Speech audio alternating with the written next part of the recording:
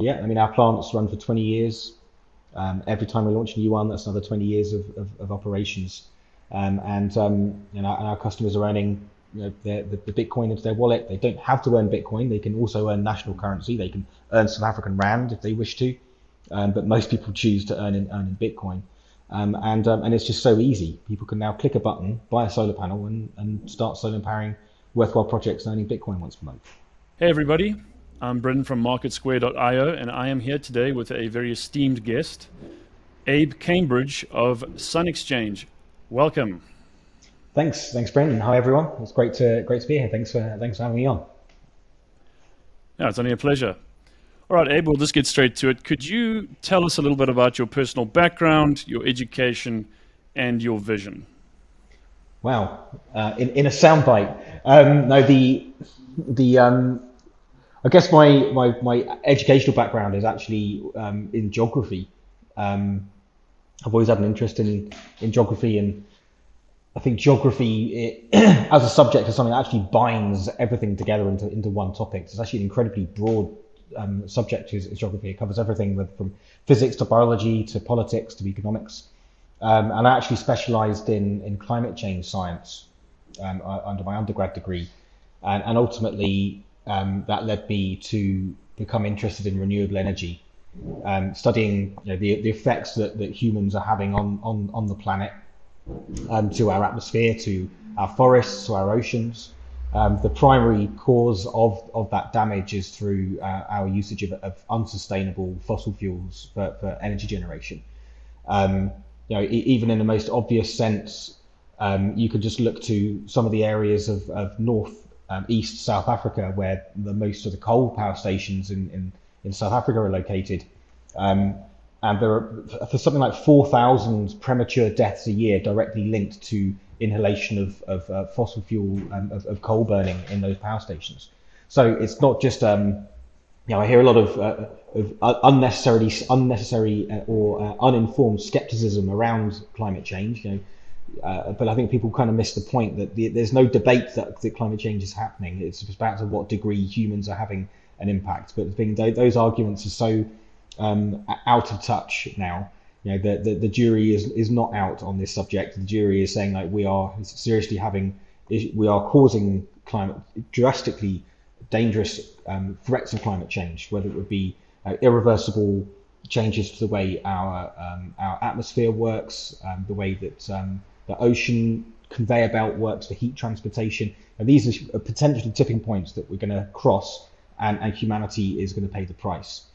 So the sooner we can work on solutions to stop and curb those damages, the more chances the humans have of flourishing and hopefully exploring other planets. That's really the only chance we've got to survive, is to make sure that we can survive on this planet first.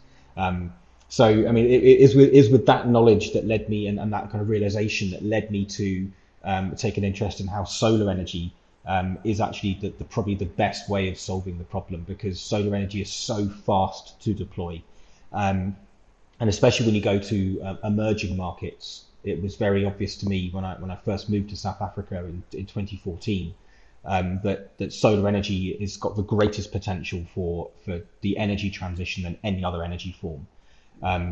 Even if nuclear fusion does become a reality, like cold fusion, that technology is only going to be available to advanced economies. They're going to be built in France, the UK, the United States. The emerging markets will still have to source energy from somewhere else. They're not going to be able to afford a nuclear fusion reactor. And solar energy is, in some respects, nuclear fusion. The sun is a nuclear fusion reactor, so solar energy is actually passive nuclear fusion energy. So actually, you can passively absorb nuclear fusion energy from a solar panel. So that's what kind of got me into solar. And in parallel to that, I've always had an interest in alternative currencies. But dating back to 2007, 2008, I was taking quite close attention to some alternative currencies in Argentina with money that had an expiry date. I was involved with local currency experiments in the UK. So I've always had an interest in how currency can be used as a tool to also enable transitions within economies. And so I remember reading a paper on Bitcoin very early on. I think it was in New Scientist magazine back in 2008, I think. And I thought, wow, this technology is incredible, and I followed it for years. But it wasn't until 2014, when I moved to South Africa, did I make my first Bitcoin transaction as a means to transfer money to the UK really easily. And as soon as I did that transaction, I was like, wow, this technology is really cool. You know, the alternative for me to send that money back home would have been to literally queue up in a bank with a form I would have helped filled in with pen and paper to send money back to England. And so with my understanding of solar energy, which I've been working on for 6-7 years by that point, in solar installations over the UK, moved to South Africa and realised that solar energy can be deployed into South Africa, should be being deployed in South Africa, but what's missing is finance. There is no affordable funding available to businesses and schools and communities to go solar easily at no cost, which is a means which are readily available in places like the UK. You know, there are subsidies, there are lenders willing to fund solar plants, so a school can go solar at no cost. But that wasn't available in South Africa, which I just thought was completely insane because it's such an ideal place for generating solar power. With the kind of combination of my interests and understandings of these two breakthrough technologies, being cryptocurrency and solar energy, I realized that there was a really profound business model available if you merge those two things. Like there's a meeting point when those two areas converge, something very special can happen.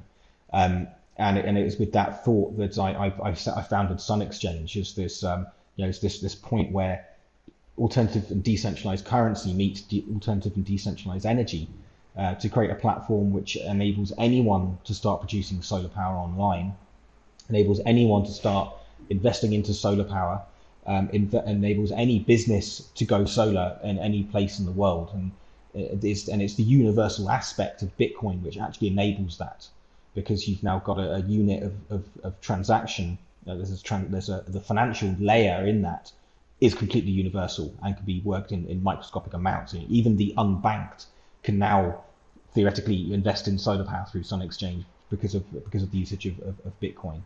And that's hopefully brought you up to where we are.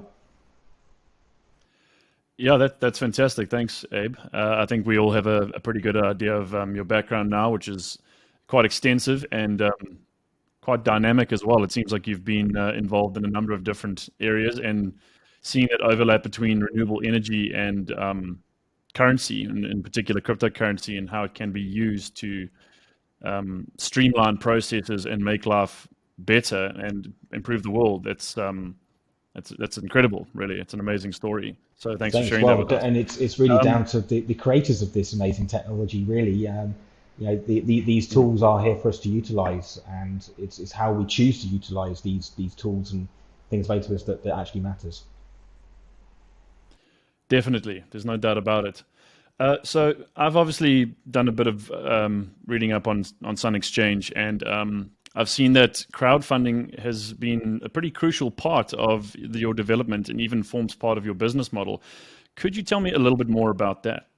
Yeah, so I think there's a big need in the world, or I think people are frustrated in the world to be reliant on centralized bodies, particularly governments, to make decisions, decisions which need to be fast and made now, and also on a scale small enough to be executable in a fast way. Because conventionally governments can only do things on a very, very large scale, and those things take a lot of time to execute. So, and also almost short-term thinking. People don't want to. A government's not going to get themselves elected by putting a cost on society today. It's just the reality.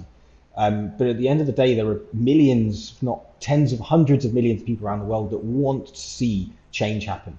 They want to see innovative businesses get off the ground. They want to see emerging markets get access to clean energy in a way that's faster and much more grassroots than the conventional methodology of waiting for World Bank donor funding or anything like that. And those in themselves are always prone with political issues, and also only vast sums of money. And especially working in some places in Africa, where I have to be very careful about my words here, but there are instances where heads of national utilities have been caught for basically stealing money from money that's being used to invest into infrastructure. It's sad, but it's the truth. And as a result, the many countries do not have access to energy, especially clean energy, when they should or could.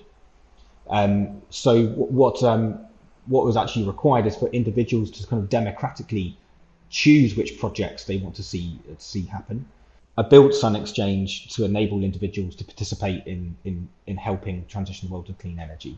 And in order to do that, I had to go to Indiegogo to raise money to fund the project. But I thought that was it was great practice, because if you're crowdfunding a project that's going to be crowdsourcing in order to get solar projects off the ground, it was great practice to see how these platforms work and how projects are presented and how much effort it takes to attract attention to a project, and kind of the principles behind it. And I think most importantly, by crowdfunding Sun Exchange into existence through Indiegogo, we got our first customers, and also proved that the business model that we're launching had global appeal. We had, I say we, but at the time it was just myself. We had backers from, I think, like 60 countries through Indiegogo, from all parts of the world, from Norway to Australia to New Zealand, Laos, and of course throughout Europe. So it kind of just proved to me that this problem we're solving is not unique to someone educated in the UK studying climate change science and solving a very specific need in South Africa. This is actually a need which the world wanted, which is a way to get solar power to be deployed and people to be able to invest in solar energy where others they wouldn't be able to. Make it open and accessible. Whereas solar power traditionally has only been available to someone who is lucky and fortunate enough to own their own home and have enough roof space available to put solar panels on it, and have enough money to buy a whole solar power plant. Those are the criteria you've got to meet in order to be able to invest into solar power. Through Sun Exchange now, we've kind of we've broken it down to units, and those solar units are remote and located in areas which are optimal for it. I guess that's the other criteria as well. You have to have a roof base which is suitable and in an area which has got the economics right for producing solar energy. But Sun Exchange solves that now. To anyone in the world can now buy a solar panel online, and those solar panels are in the best location possible, and that's all down to kind of the peer-to-peer technology. Oh, that's amazing. Well, thanks for sharing that with us, Abe.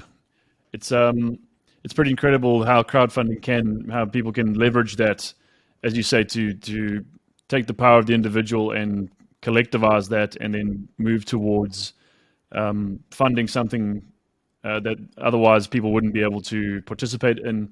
And it's really opened up huge opportunities for communities across the globe, I think. Especially, so yeah. I mean, there's a project we closed, and it's just about to go live. I mean, go live. It's about to be switched on. The solar plant is about to be switched on. A project in Zimbabwe.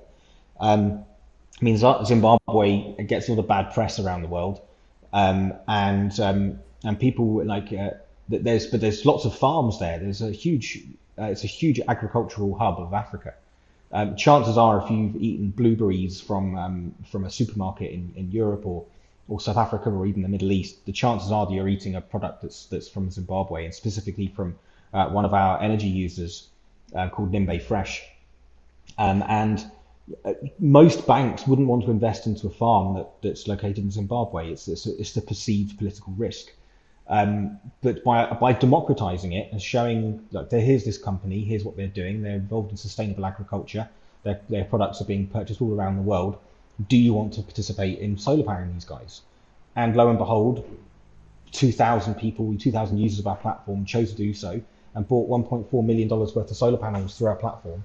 to get that farm funded, and as a result, are now earning Bitcoin from solar powering food security and creating jobs in agriculture.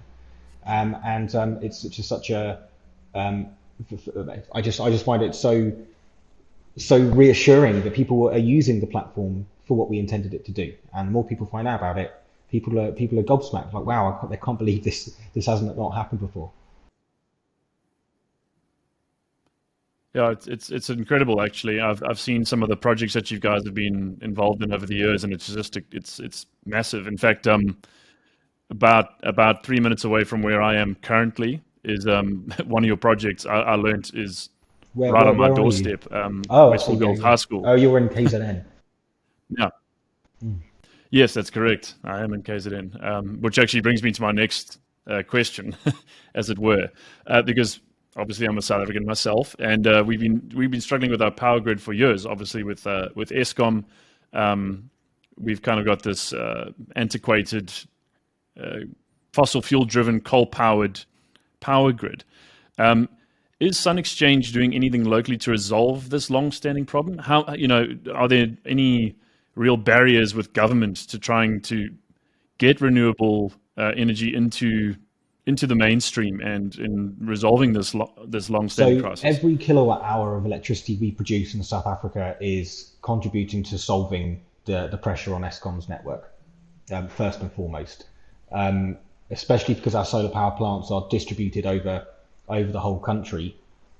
That, if a cloud passes over one of our solar power plants, only a small fraction of our energy output has been affected, and at nighttime there's not much energy. There's less energy being used at nighttime for industry. So addressing that daytime energy consumption is what's going to help keep the lights on in South Africa.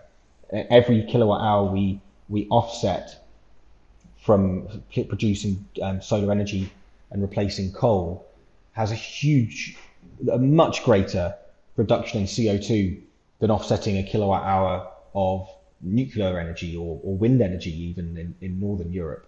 You're actually offsetting about 8 times the carbon emissions from reducing a kilowatt hour in South Africa than from a solar panel than in Europe. So it's a remarkable thing. And Eskom, who manage the utility, they're not against solar energy. They understand the issues they've got. It takes decades to build a new coal power station, and when it breaks, it breaks hard. There's a new coal power station that's Medupi. I'm sure you've heard the Medupi coal power station. It took 15 years to build. It cost hundreds of millions of dollars, and it got turned on, and then one of the boilers blew up because of a human error. No one died, fortunately, but it was huge, massive cost. It had only just been switched on. I worked out, for the same money, you can build gigawatts of solar energy with storage for the same price as that coal power station to get built, and it'll be built faster. So, and I think that's the real thing here, is that a lot of the decisions that get made on building big scale thermal power plants have been made so far in advance that they kind of that inertia is already in the system to do. But in the meantime, solar energy is just, the price is just coming down, the speed of deployment, the scale in which these power plants, solar energy systems can be built is increasing all the time. The future for South Africa is very clear. I mean, the government has written a roadmap called the Integrated Resource Plan. And in that roadmap, they have a view on what they want their energy mix to be. And the amount of solar energy and energy mix keeps increasing. Every time the government reissue this plan, the amount of solar energy is just expanded and expanded, because they're seeing this stuff get cheaper and cheaper and cheaper. But because the way solar energy systems are built, they work really well when they're embedded into the grid, like on a decentralized manner. But if you're a big utility, you're not interested in building lots of small solar power plants. You want to build a few huge ones in prime locations. And those are happening. There's some huge solar power plants in South Africa have been built, but they're out in the desert where people can't see them. And now those transmission lines that connect cities, are full. They can't carry more electrons. So they've fed as much solar energy upstream as they can. But what's needed now is actually just to alleviate the need to transmit power between cities and just produce energy within the city itself. And in doing so, you're improving energy resilience more than anything. because if there is a collapse in a coal power station, you've lost your whole power output for your whole country effectively. If there's a cascading effect of power plants dropping, but if you've got distributed solar energy systems with batteries embedded, you can actually kickstart the grid from that, theoretically in combination with other means like hydro and things like that. So really, the future for grids is a blend of energy mix, solar energy with storage and some thermal power stations, and that's really the future that South Africa will be moving to and is moving to, and no one's against that. Yeah, I think it's long overdue in many ways, and I think it's good to hear that there's been a lot of developments in the solar power sector in terms of deployment cost. I think that was a barrier to entry, or a perceived barrier to entry, and even just the whole decentralization aspect of a power grid, and then of course considering that with crypto is it's just it's amazing. It's ingenious in many ways. Thank you. I mean, the things that you've really got to consider also is how parallel this is with crypto, because the conventional way of thinking is you've got a ESCOM or a national utility that produces power. They are the power generator, and everyone else has to buy it, and you've got no choice into how the energy is produced, or in fact what the cost of that is. That's set by a regulator. There's no democracy. There's no acceleration in technology as a result of that old clunky system. And in the world of currency, you have a central bank that can print money freely and dilute the value of anyone's currency, and no one can take control or sovereignty over their own wealth. And you have to rely on this central body to issue money. And cryptocurrency fixed that by enabling anyone to now be their own bank, to create currency if they wish to, but also the economics of crypto are such that there's the inverse effect, which money becomes more valuable over time because of scarcity. So if you compare that to the world of energy, the fact that anyone can now become a solar energy producer, and the more solar energy people produce, the cheaper it gets. The more people get into Bitcoin, the more valuable that Bitcoin gets. You've gone from a completely inverse system of energy that's getting progressively more expensive from fossil fuels and more harmful, and money becoming increasingly more abundant and less valuable. And now you've got to move into a world where solar energy is getting cheaper and cheaper, and money is becoming more and more valuable. So that transition is very, very profound, and that's what Sun Exchange is there to kind of help connect those two tipping points. So people use Sun Exchange because they're earning Bitcoin over time.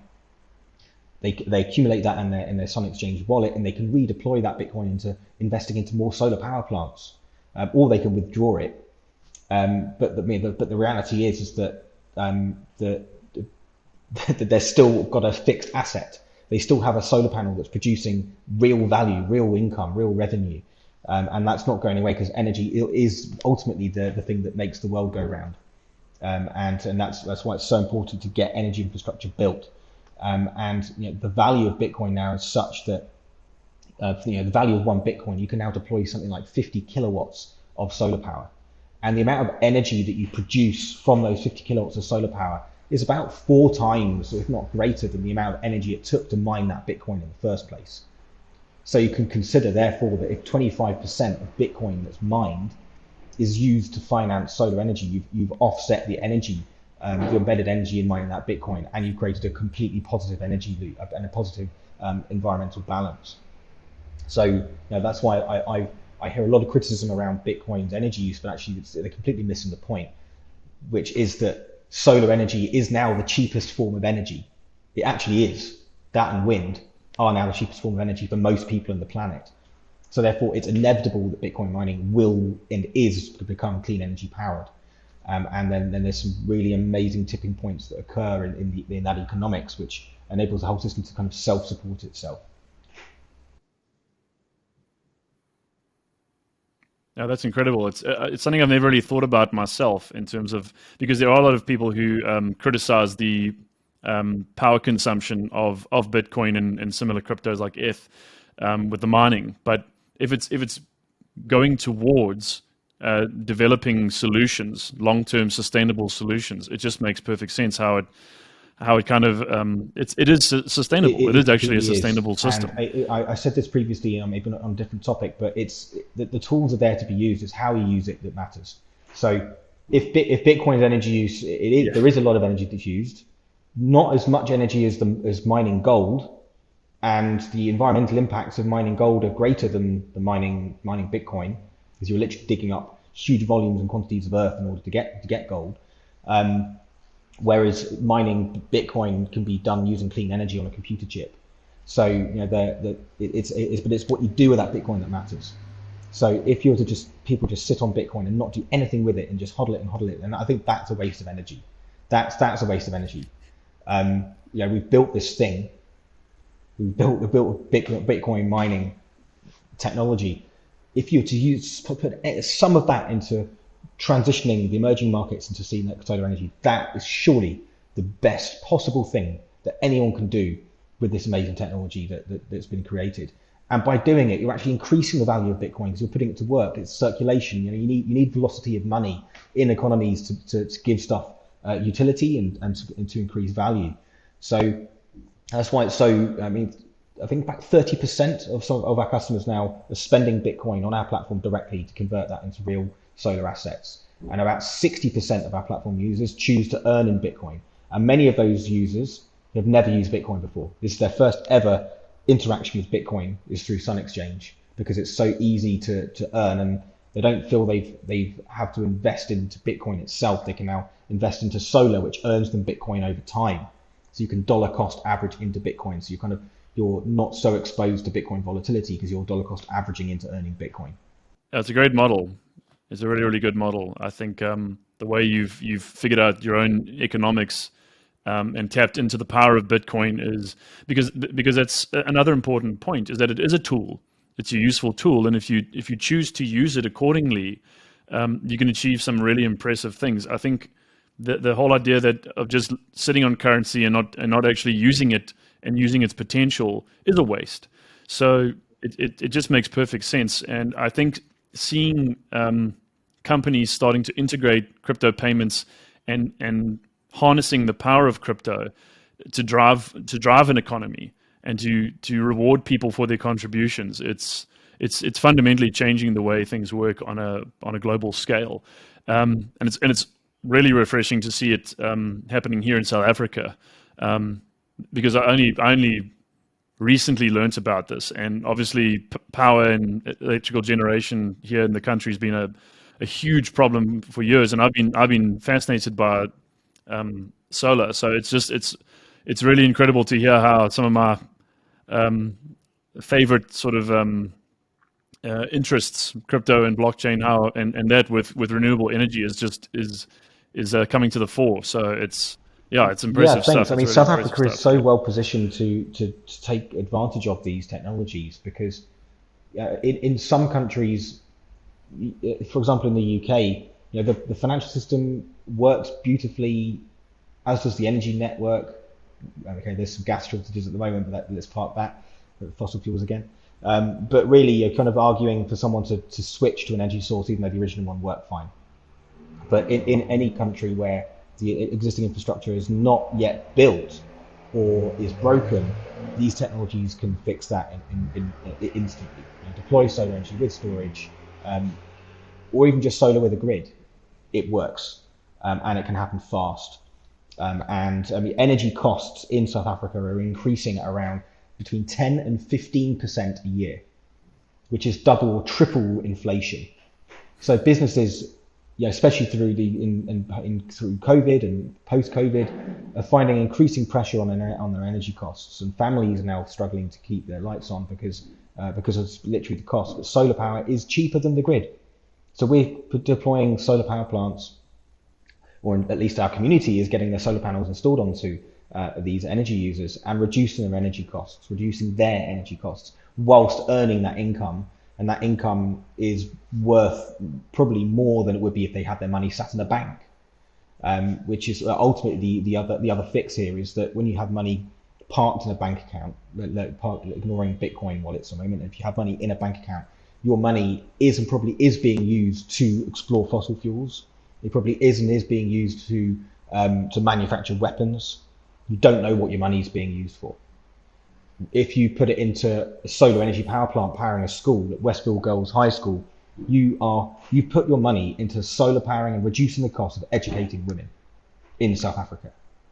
And you know it is because you bought your solar panel and it's there, and you can track the energy production pretty much in real time through your Sun Exchange dashboard. That's extraordinary. That's really extraordinary. It's great to hear this stuff because, like you say, you don't actually know what your money is, because people do just have their savings parked in a bank, sitting there, and you don't know what your money is doing. You assume, oh no, it's just sitting there and it's safe, but as you say, it's being used in subversive and in fact, in my previous interview, the guy I was talking to, Tyler, he said in hidden ways. And this brings transparency to currency as well, and people know exactly what their money is doing, and I really like that. They know that it's making a positive impact, and it's, as you say, it's investing in the future, giving back to society. It's not just a select few people benefiting disproportionately from these Machiavellian or backdoor black market interactions or exchanges. It's absolutely transparent. Yeah, I mean, not only sort is the solar energy transparent, but even the financial ledger being used is transparent. And anyone can log in and check the flow of money. If there's any doubt around whether the Bitcoin transaction is happening, it's a public ledger. There's nothing hidden about it. That's what's so wonderful. It's also transparent. I mean, one of the things that actually triggered me to start Sun Exchange was I applied for a job I had at the time. I was lucky enough to be given a pension contribution from that employer in South Africa, and I looked at what pension plans I can get that money into, and they were all involved with oil or gas in some reason. I said to the pension broker, "Is there anything I could put money to that's not involved with fossil fuels?" And they're like, "Well, we've got this one fund. It's got like tobacco in it, and tobacco is great to invest into because during downtimes in economies, people smoke more because they're stressed." I was like, That's the most unethical argument I've ever heard of anyone to persuade me to invest into something. And the only alternative was to invest it into government bonds. And I was like, okay, so this doesn't work. I want to be able to put money into something which I know what the money's doing, it's transparent, and I know I'm doing it good. And that's one of the things. So surely if I want this, then surely other people do want this, and there needs to be a portal that allows people to put the money somewhere where they know what it's doing, and you're not necessarily contributing to the continual demise of civilization. So lo and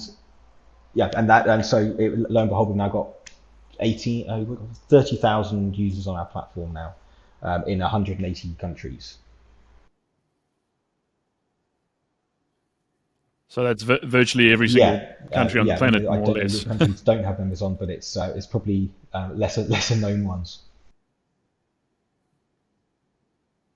And this was only been going on for about 5-6 years now? Yeah, I launched Sun Exchange in 2016, but we spent 2014 and 2015 mapping out how it's going to work, planning out how the business model works and the legal side and all that kind of stuff, and then launched 2016. So our first project was funded in April 2016 for the Stellenbosch Waldorf School, and in that project actually was it's kind of the genesis block of the first ever Bitcoin to solar transaction.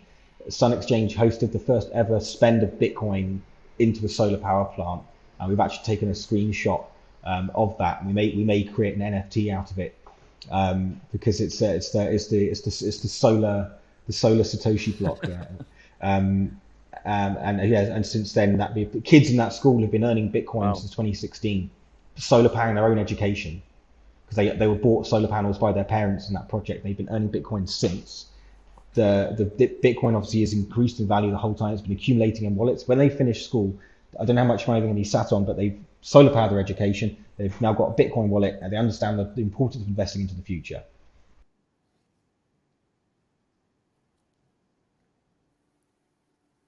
Wow. I just feel like I have too many questions to ask now, because I started off with with a couple of questions I want to ask, and I feel like there's about 100 I want to ask. I've got no further. Obviously, I don't want to keep you for too long. That's great.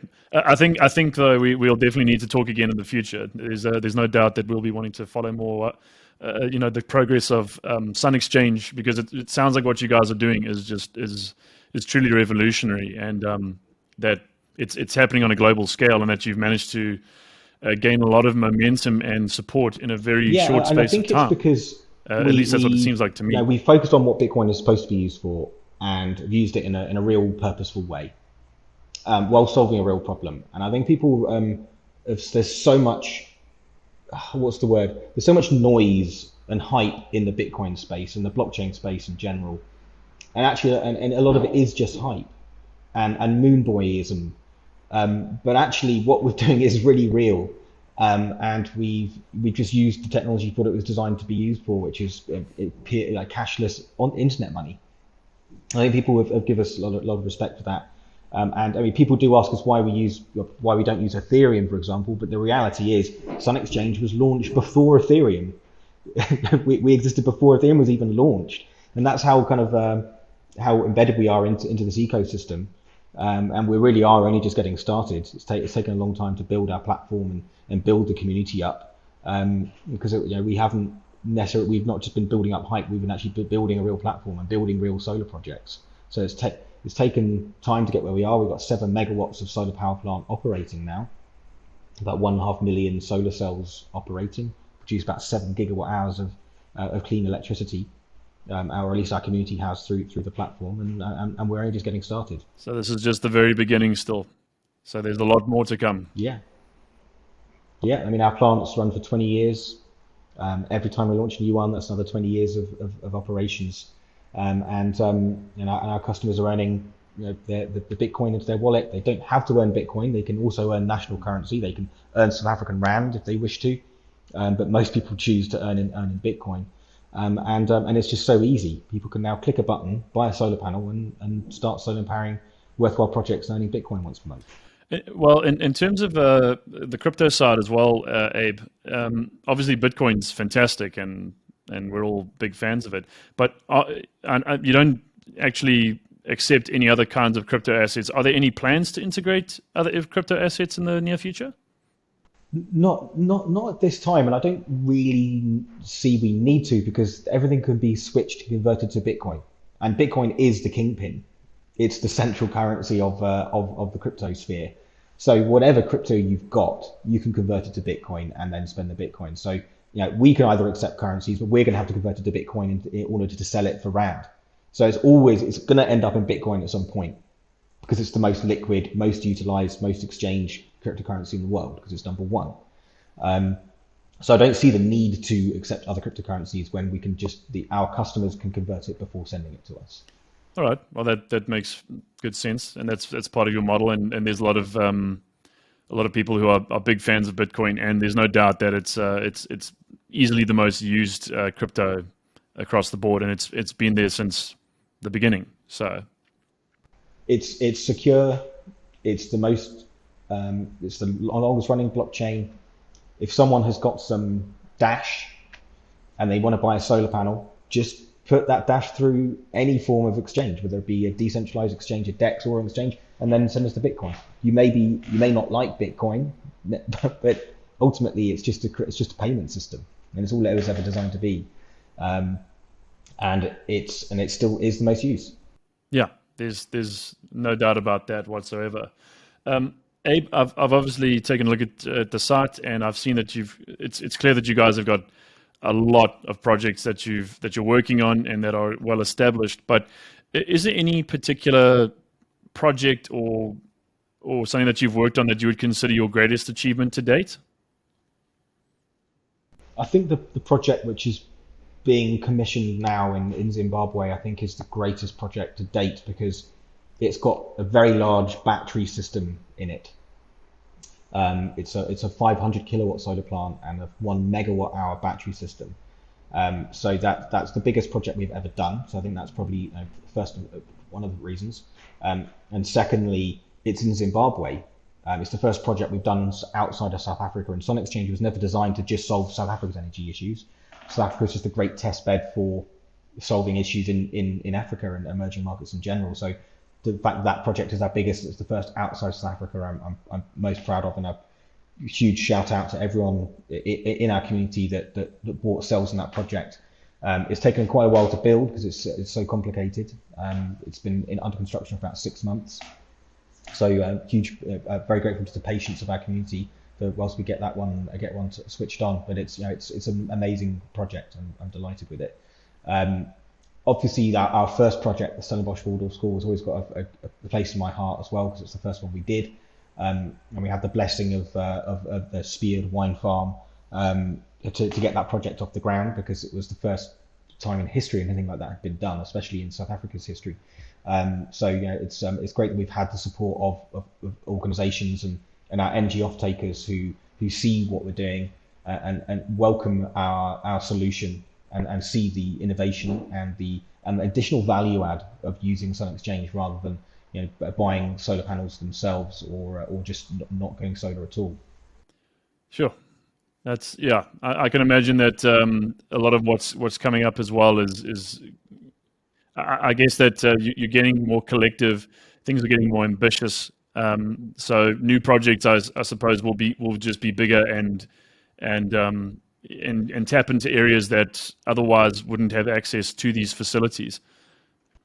Yeah, I mean, I guess that there are some sectors which are most suitable for Sun Exchange, and that's agriculture and tourism and education. Those are probably the top three sectors which are suitable to our platform, because any business going solar through Sun Exchange gets advertised to an international community about what they're doing and their aspirations for becoming sustainable. If they were to go solar through another solar leasing company, no one will know they've actually done that. So actually, any organisation going solar on a platform gets advertised, and they build up a lifetime of brand evangelism with the people who've chosen to solar power that organisation. So that's what we're exploring, is organisations who wanting to embrace that opportunity, but also to access energy where otherwise they wouldn't have had the money to do so. And I think education is particularly important, because schools should not be spending their money on burning fossil fuels. Their money should be spent on education. And so if we could reduce their energy costs by taking them solar, that money saving can be used to put into education. Yeah, there's no doubt about it.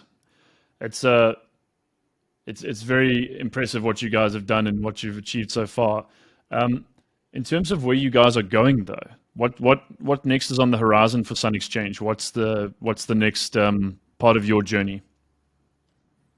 So obviously, just doing more and in more and more locations, doing bigger projects, and ultimately our ultimate vision is to have anyone anywhere being able to earn income from sunshine, and get more businesses connected to solar power, and in more regions, more areas in the world, and just carry on doing that. We are in a climate emergency. Whether or not people care about that or not, at least you can now make money out of it. You can now earn whilst solving a huge pressing problem that's facing humanity. So just spreading that message. Personally, I'm very enthused. I find it very inspiring, the amount of technology that's coming through the blockchain space, which can enhance our platform and its features. And I'm looking particularly at the advancements in security tokens. And so the ability to tokenize an asset is very fantastic, because then it enables an asset to have liquidity and have a secondary market. So I'm personally interested in exploring that part of the technology and how we may or may not be able to integrate that into our platform. And also I think the NFT technology I find fascinating, because even 4 years ago, the Ethereum gas fees made it impossible to kind of tokenize an asset down to the level of the value of the assets that we have on Sun Exchange. It was impossible. And actually now with layer 1 and layer 2 solutions on Ethereum, it is possible to do that kind of thing. So I'm looking forward to seeing what the future holds in terms of technology that we can integrate and create tradable tokenized assets where that is financial yield available. So whoever owns a token can get the yield from that token. So I'm actively exploring things in that area. So I think those are those things that we will consider in the future to integrate. Sounds very promising, Abe. I've no doubt that you guys are going to continue to make great strides forward, and that you'll be introducing some more elements to your business model. It sounds like it's already suitably well thought out, so I have no doubt that you'll continue to make great advances. It's been great talking to you, but before we close off and say goodbye, is there anything you would like to say to the community out there in the internet and the crypto community at large? Is there anything on your heart that you'd like to share? Okay, I mean, it's firstly, make sure you do sign up to Sun Exchange and get started. Definitely do that. And I think there's some, because we work in the solar sector, I think there's some misunderstandings around solar energy. People have read about a fact about a solar panel that's from a textbook that's 20 years old, and it says something like solar panels are too expensive or will never pay its energy back. This stuff has advanced so fast, you would not believe. But we are, at Sun Exchange, we do like sharing knowledge. So we issue Sun Exchange video diaries. We've got a whole back catalogue of new information. So don't be afraid to ask us questions. But just know that solar energy really is affordable for emerging markets, and it can only be deployed if you, as individuals, get involved. So I implore you to do that, because it really is world-changing stuff, and it can only happen with your involvement. The power really is down to individuals here. I think the time of waiting for governments to do things is over. They are doing things on a much slower time scale. It's down to us individuals to make change happen. Don't point fingers. Bravo. Everybody, this has been my interview with Abe Cambridge of Sun Exchange, the illustrious Abe, should I say, a real crypto innovator, a real renewable energy innovator and thinker. So it's been an absolute pleasure to talk to you, Abe. Everybody out there, I implore you to check out Sun Exchange, visit their website, check out all their socials, follow their pages.